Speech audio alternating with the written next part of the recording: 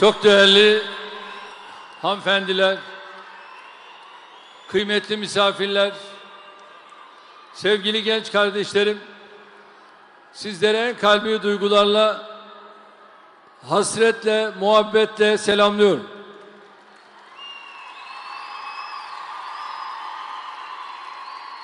Ülkemizin ve dünyanın tüm kadınlarının 8 Mart Dünya Kadınlar Günü'nü tebrik ediyorum.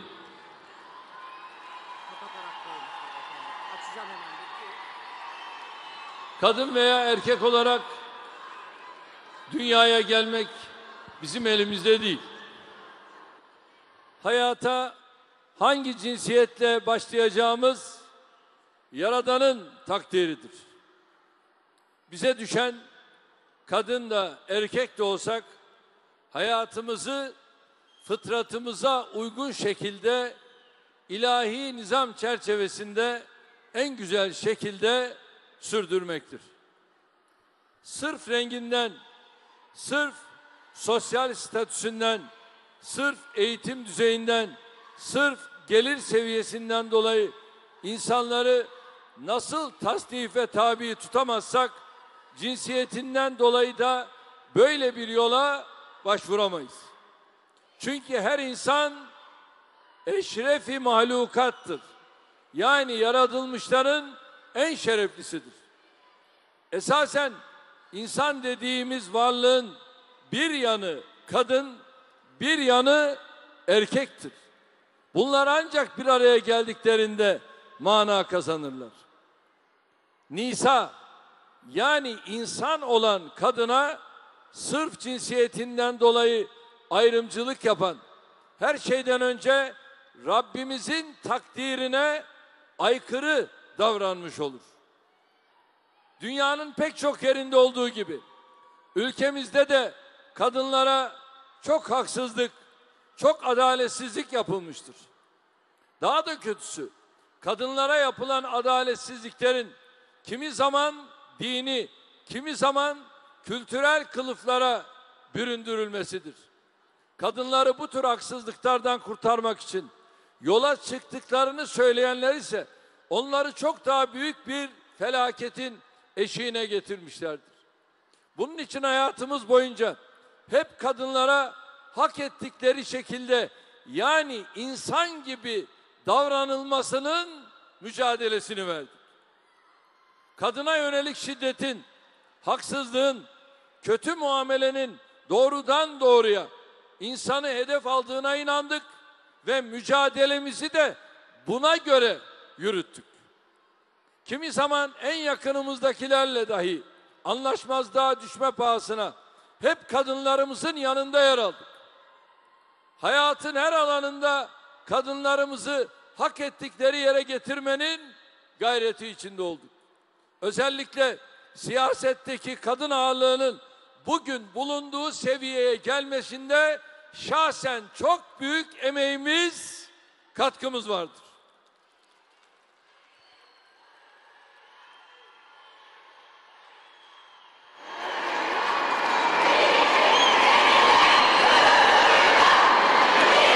Bilecik, biz de sizlerle gurur duyuyoruz.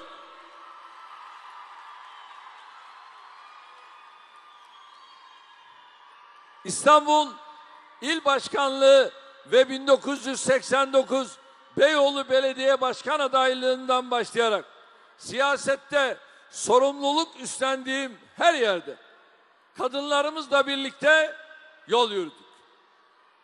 İstanbul Büyükşehir Belediye Başkanlığı görevinde sadece siyasi değil, tüm sosyal faaliyetlerde kadınlarımız en başta yer alıyordu. Başbakanlığım döneminde kadınların meselelerinin çözümü daima önceliklerimin ilk sırasında yer almıştır. Cumhurbaşkanlığı dönemimizde de aynı hassasiyetle hareket ettik. Bugün AK Parti Türkiye'nin en büyük ve en etkili kadın kolları teşkilatına sahip partisi haline gelmişse işte bu çabalar sayesindedir.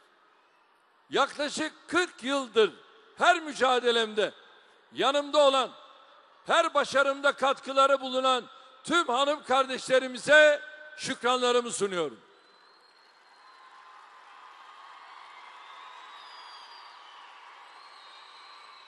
En başta merhum annem ile eşim ve kızlarım olmak üzere aile hayatımdaki hanımlar daima en büyük motivasyon ve ilham kaynağım, en büyük destekçim olmuşlardır. Hani hep kadın eli değmesi diyoruz ya, Tayyip Erdoğan da işte bu kadın ellerinin değmesi sayesinde bugünlere gelmiştir.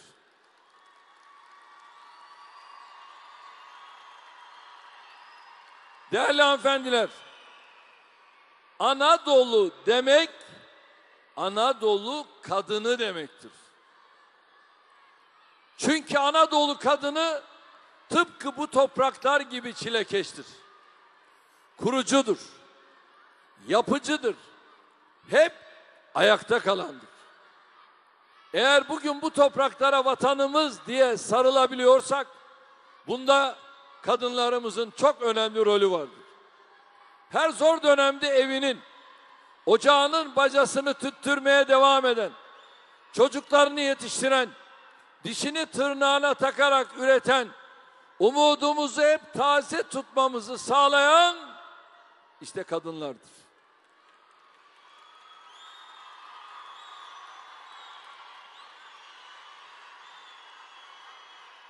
Kardeşlerim, hayat bize kadınların zorluklar karşısında erkeklerden daha güçlü olabileceğini gösteriyor. Mesela çok enteresan bir şey söyleyeceğim size. İyi bilirsiniz. Tarhana sözü, tarhana, çorba var ya, tarhana sözü darhaneden gelir. Meşhur ezogelin çorbası da aynı maharete işaret eder. Bunlar kadınlarımızın yokluk içinde pratik zekalarıyla ortaya çıkardıkları çözümlerdir. Şartlar ne olursa olsun kadın ailesi için o tencereyi mutlaka kaynatması gerektiğini bilir ve ona göre de hareket eder.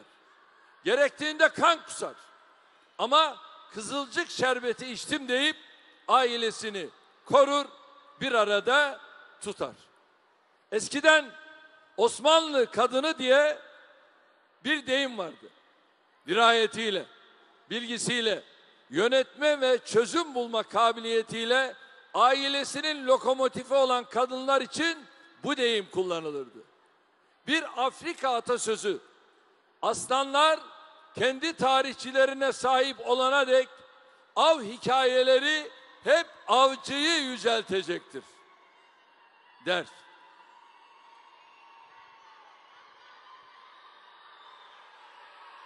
Şimdi bana zılgıt atıyorlar değil mi? Zılgıtı yedik mi?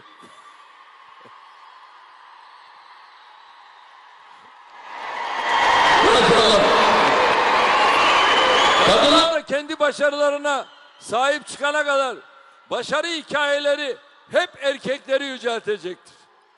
Halbuki hayatta ne varsa ve her ne başarılıyorsa bir tarafında erkek, bir tarafında da kadın vardır. Başka türlüsü yaratılışa aykırıdır. Bizim tarihimizde sembol kadınlar hep olmuştur. Az önce de söylendi. Terken hatunları bilmeden Selçuklu'yu anlayamayız. Osmanlı Cihan Devleti'nin kuruluşunda Hayme Ana'nın rolünü görmezden gelemeyiz. Bacıyağını Rumları incelemeden Anadolu'yu nasıl vatan haline getirdiğimizi kavrayamayız. Erzurum'da Nene Hatun'u, Adana'da Rahmiye Ana'yı, Kütahya'da Nezahat Onbaşı'yı, Kastamonu'da Şerife Bacı'yı hatırlatmadan kurtuluş mücadelemizi anlatamayız. Terörle mücadelede kimi sivil, kimi kamu görevlisi nice kadınımızın sergiledikleri kahramanlıkları asla unutamayız. Hanım kardeşlerim, 15 Temmuz gecesi darbecilerin karşısına aslanlar gibi dikilen kadınlarımızı ömrümüz boyunca şükranla yad edeceğiz. Kardeşlerim, aile kurumumuz bizim en çok sahip çıkmamız, üzerinde en çok titizlenmemiz gereken değerimizdir. Batı dünyası aile kurumunu yıktı. Şimdi toplumlarının temelleri çatırdıyor.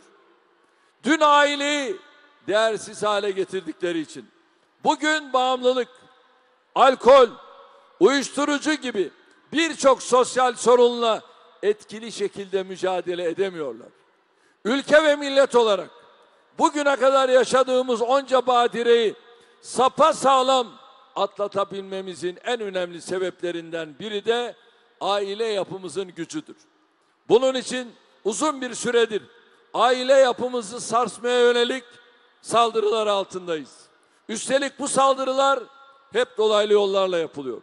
Bu amaçla milletimize örnek olarak gösterilen medya yoluyla adeta dayatılan çarpık toplumsal ilişki biçimlerine baktığımızda hepsinin de önce aileyi hedef aldığını görüyoruz. Bireyi ailesinden kopardığımızda onu istediğiniz gibi savurmanız, biçimlendirmeniz, korkutmanız, yönlendirmeniz, kullanmanız kolaylaşır. Güya tabuları yıkıyoruz diye yola çıkanlar sonuçta insanlarımızı daha büyük tabulara mahkum ederek ailelerinden koparıyorlar. Maalesef bu oyunun kısmen başarılı olduğunu da kabul etmek durumundayız. Hanım kardeşlerim, özellikle şehirleşmenin artmasıyla büyük anne, büyük baba, anne, baba, çocuklar ve torunlardan oluşan o geniş aile yapısı maalesef ciddi oranda ortadan kalktı. Şimdi çekirdek aileye dönmüş durumdayız. Birileri buna bile tahammül göstermiyor. Çocukları bir an önce aileden kopartacak yollar, yöntemler peşinde koşuyor.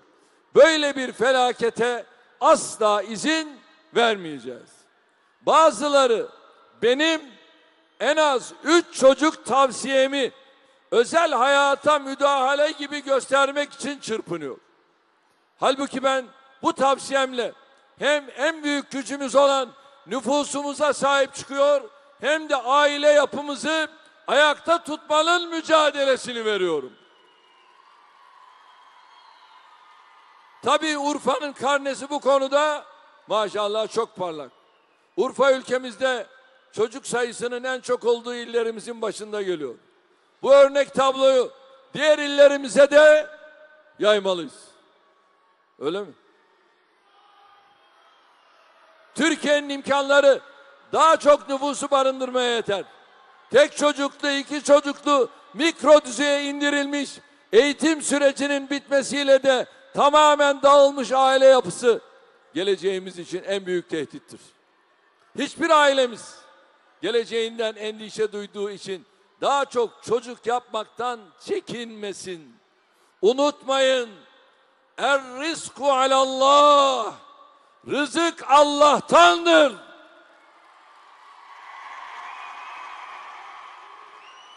Devletimiz de her ailemizin yanındadır. Aile sosyal destek programlarıyla, aile destek merkezleriyle, sosyal hizmet ve sosyal dayanışma merkezlerimizde evlilik öncesi eğitim programlarıyla, aile eğitimi programlarıyla, aile danışmanlığıyla, çeyiz ve konut hesabı desteklerimizde vatandaşlarımızın yanındayız. Kadınlara, çocuklara, gençlere, yaşlılara, engellilere yönelik sayısız hizmetle milletimizin her bir ferdinin iyi gününde de kötü gününde de yanındayız. İstihdam seferberliğimizde ve desteklerimizde insanlarımızın gelecek ve geçim endişesi duymadan hayatlarını sürdürebilmeleri için sürekli bir çaba içindeyiz.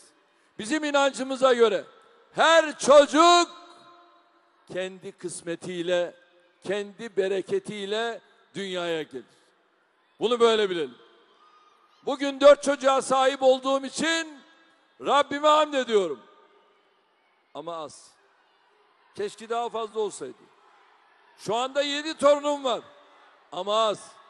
İnşallah gerisinde bekliyoruz. Maşallah bak, eller kalkıyor, benim 10 tane var diyor. Maşallah. Allah ziyade etsin. İnşallah önümüzdeki dönemde milletimizi bu konuda daha çok teşvik edecek, daha çok destekleyeceğiz. Bunun için 31 Mart seçimlerinde demokrasiye, sandığa, milli iradeye, geleceğimize sıkı sahip çıkmamız şart. Hanım kardeşlerim, 31 Mart'ta hep sizin yanınızda olan, sizin için çalışan AK Parti'ye rekor kırdırıyor muyuz? Hanımlar, 31 Mart'ta kendinizin ve çocuklarınızın geleceği için her yerde gönül belediyeciliğini zafere taşıyor muyuz? Hanımlar, 31 Mart'ta büyük ve güçlü Türkiye'yi birlikte inşa etmek için yeni bir dönem başlatıyor muyuz? Hanımlar, 31 Mart'ta sandıkları kadın eli değdirerek patlatıyor muyuz? Hanımlar, 31 Mart akşamını zaferimizle düğün gecesine dönüştürüyor muyuz? Rabia'yı biliyor muyuz? Rabia, Rabia. Hazır mıyız Rabia'ya? Çok coşkulu söyleyelim. Türkiye duysun. Tek millet, tek bayrak, tek vatan, tek devlet. Bir olacağız. İri olacağız. Diri olacağız. Kardeş olacağız. Hep birlikte Türkiye olacağız. Rabbim hepinizden razı olsun.